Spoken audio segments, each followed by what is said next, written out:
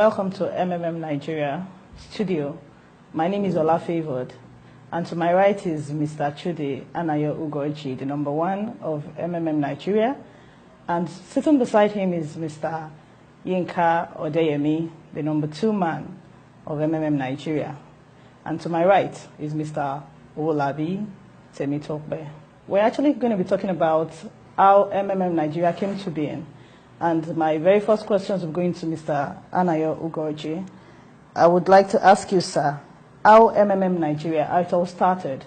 MMM is a global community of financial aid and donation exchange.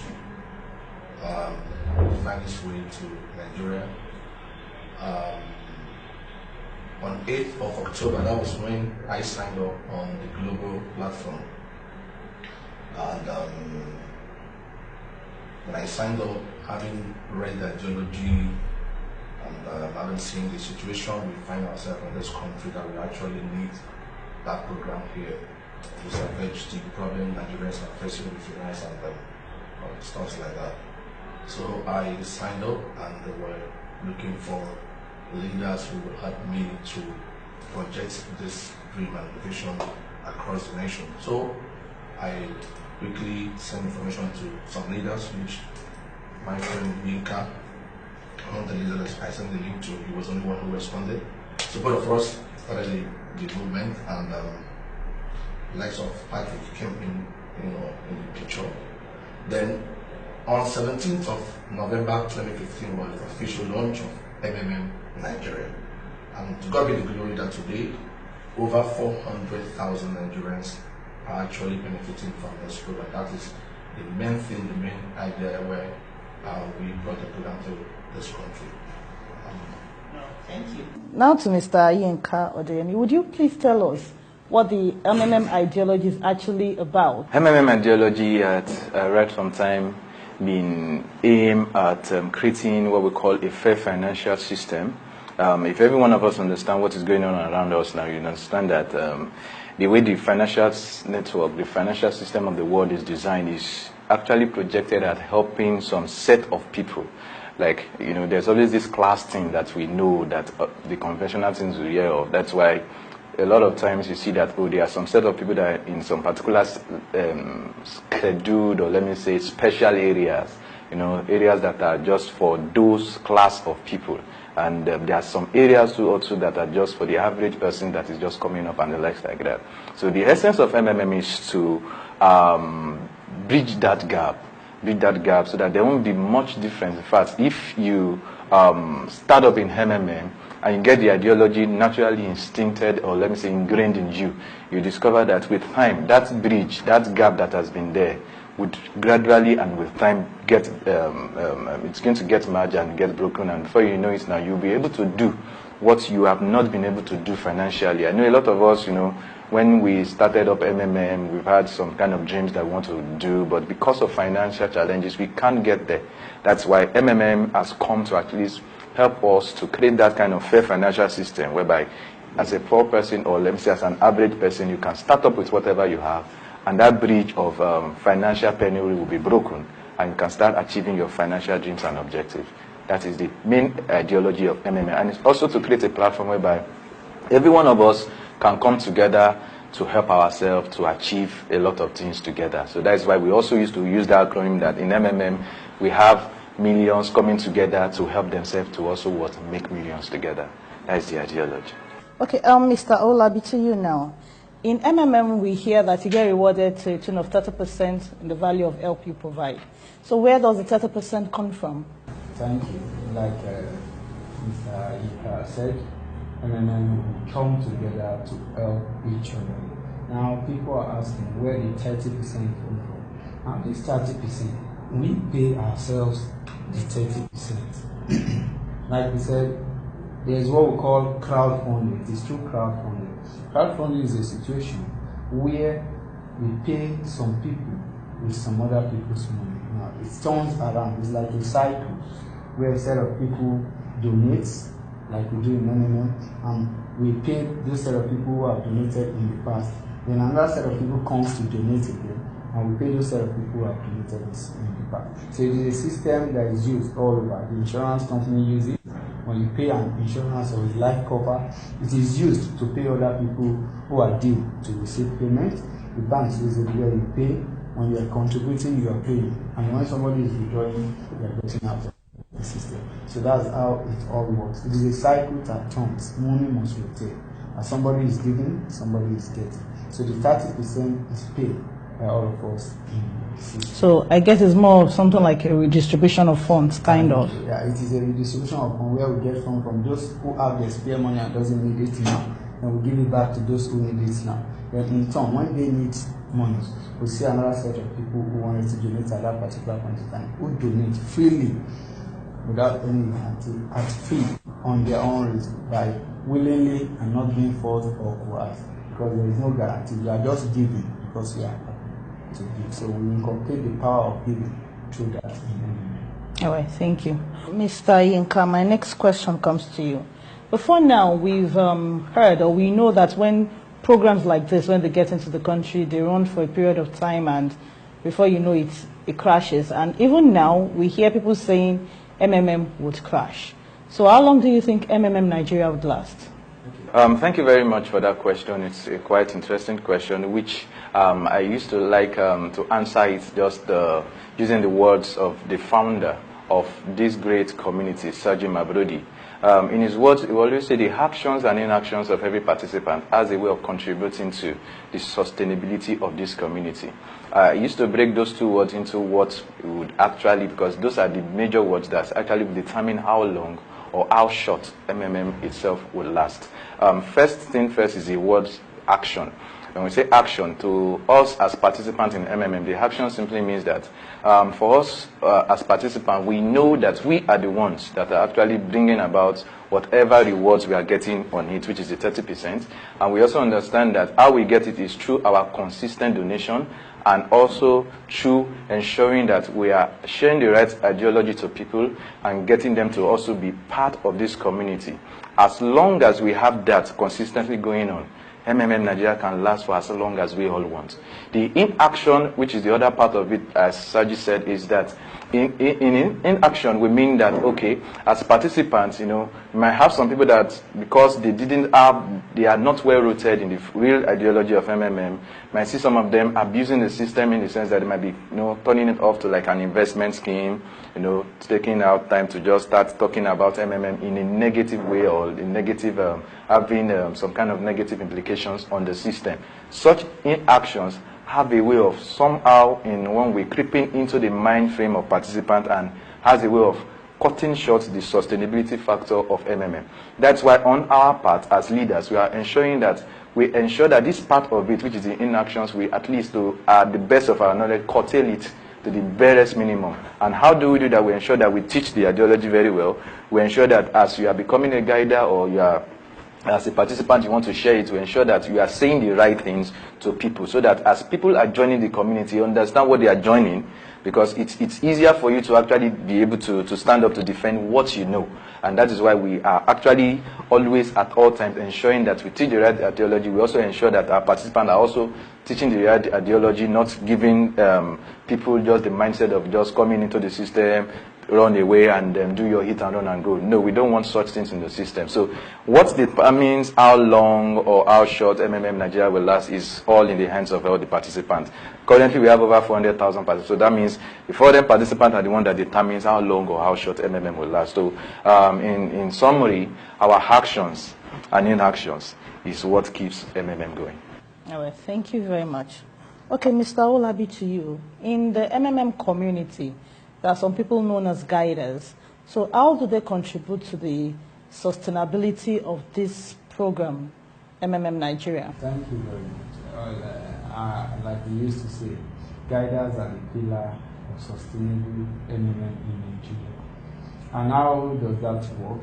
They are the people, the first very ambassador of MMM in the eye of every other participant. Now, I always say, from the participants, once you have a single referrer under you, you become the leader of that particular person, because you are the one that is to guide that person. Same applies to the guider. Now, how can Gaia does this? You know, we all have the same goal in MMM, to create an honest and fair world, and our goal is the same. We want to make people happy. So because we want to make people happy, we need to guide them and teach them the right way to do things.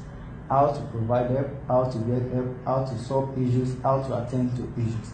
All these things are part of rules and regulations in MMM. For them not to go astray, then they need the right ideology. They need to understand first, like Mr. Inka said, that it is not an investment thing.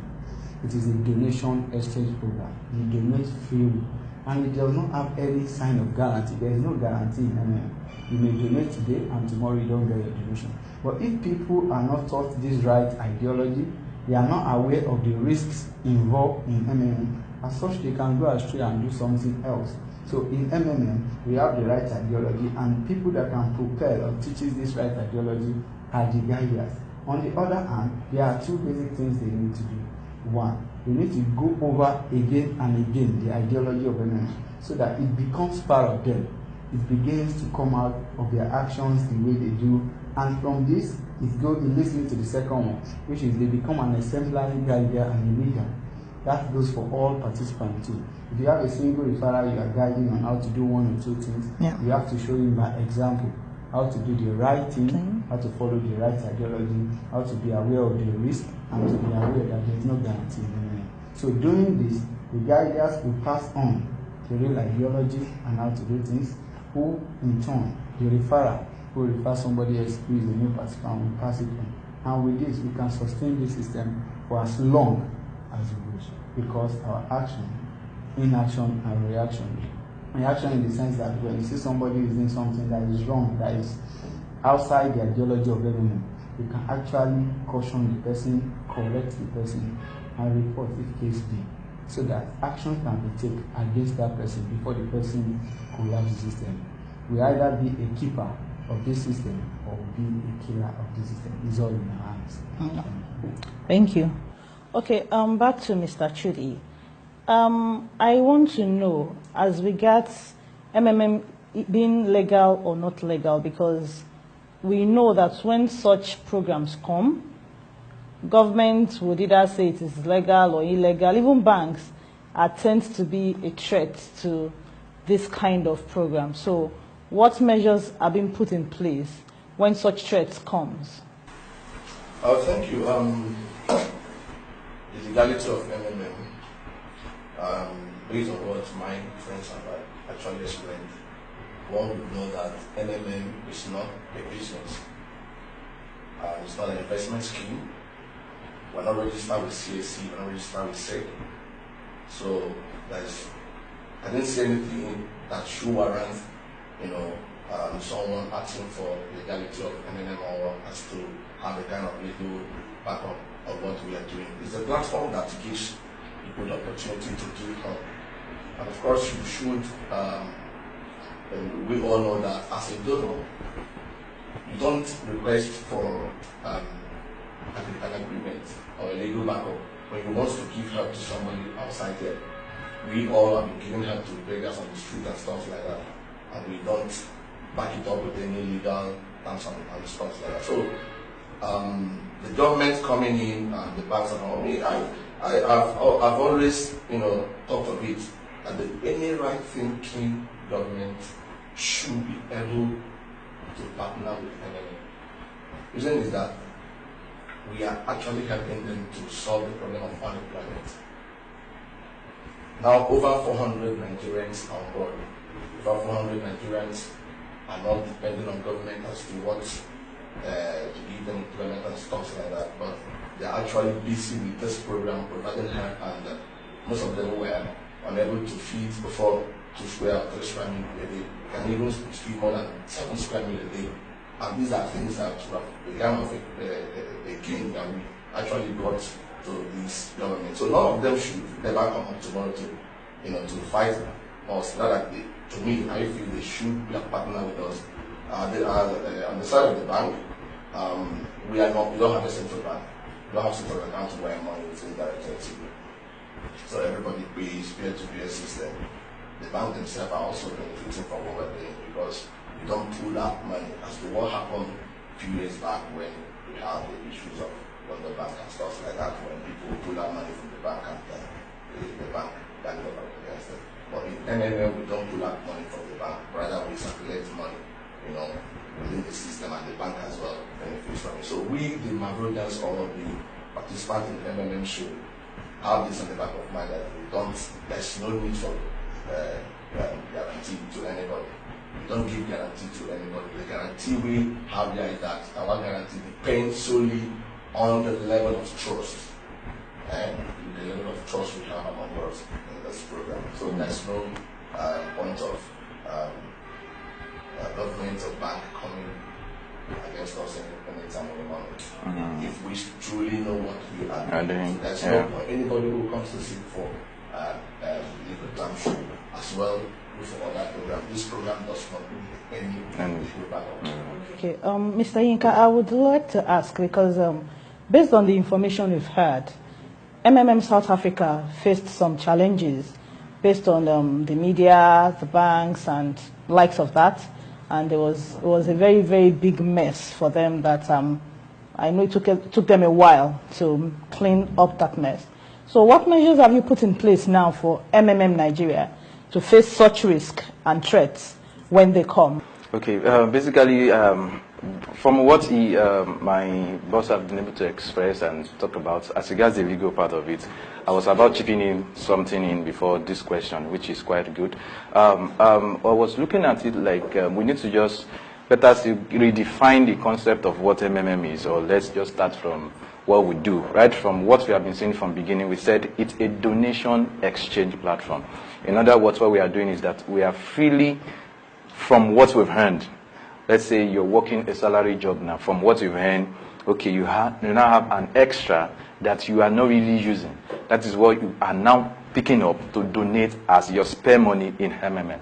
So basically, we don't have any guarantee within ourselves, because it's just as if, okay, now my brother is in school and he needs an assistance from me. Maybe he wants to get some stuff for his project and the like, and he calls me, bros, I need this amount of money.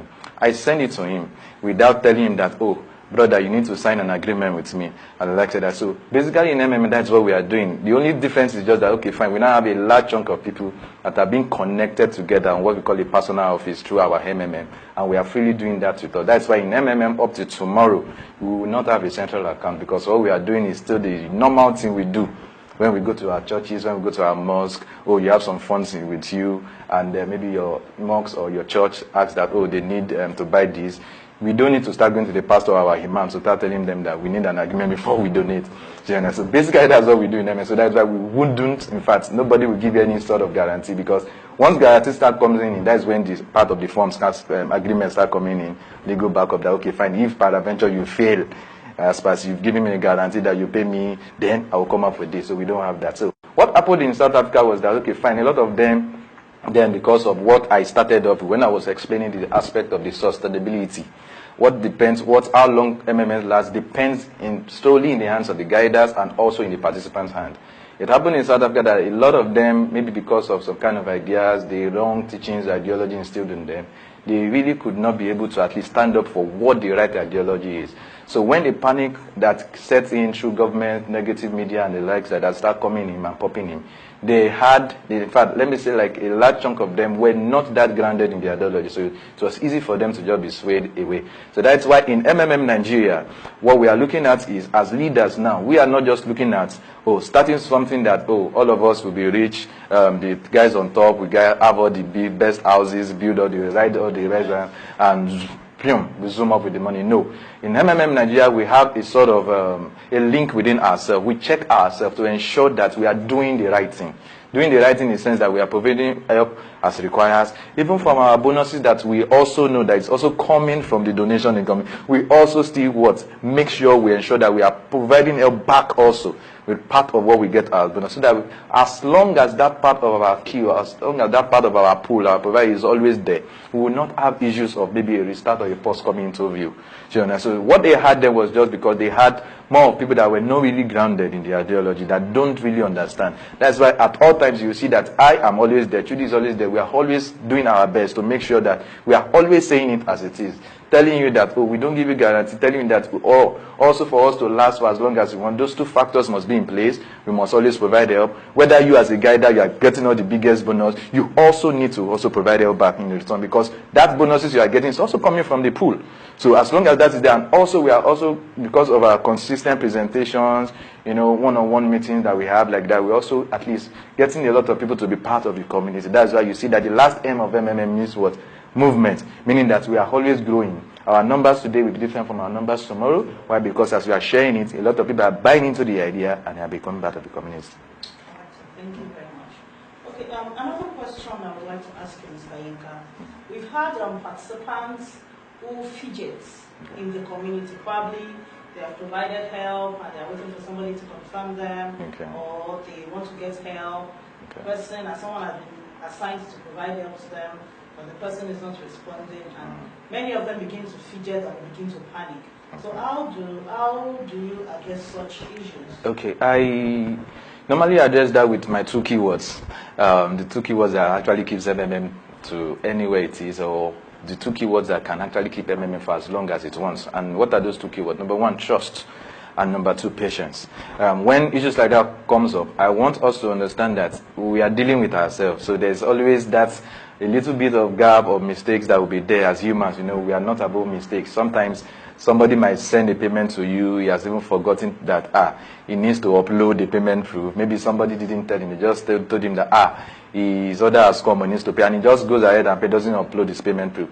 In such instance, what we advise is that you as the receiver, you just need to understand that you just need to do an extension for that person and try and put a call through to him that, you've gotten the payment allowed, but you still need to do one more thing, to upload your payment proof so that the person can be confirmed. So basically what I used to say is that, or to just address that issue, is that we need to understand that we are dealing with ourselves, we are dealing with human beings, not robots. So that space of mistakes will always be there.